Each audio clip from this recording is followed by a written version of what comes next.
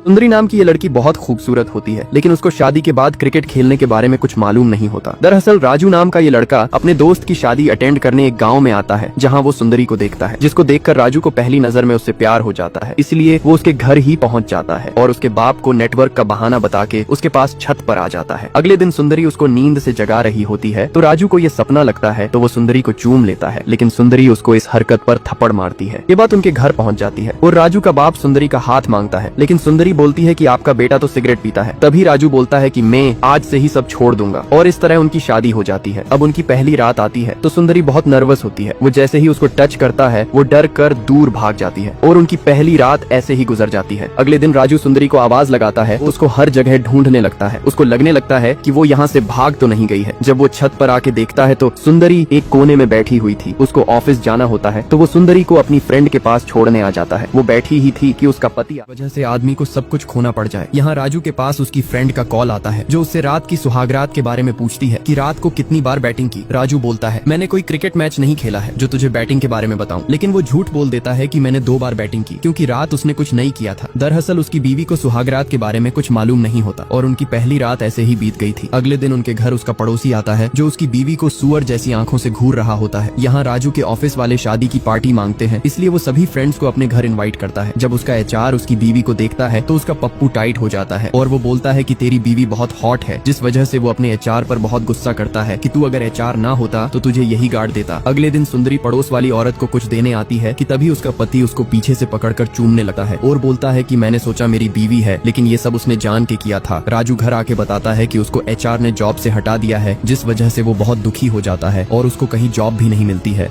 अपना खोया हुआ प्यार वापस पाओ। पति पत्नी विवाद, रिश्ता, ब्रेकअप, तलाक, खोया प्यार वापस, समस्या समाधान, love marriage specialist, intercaste marriage. अपनी सभी प्रेम संबंधी समस्याओं के लिए जल्दी और वास्तविक परिणाम प्राप्त करें। हमारे परीक्षित उपाय को आजमाएं। 100% परिणाम की गारंटी।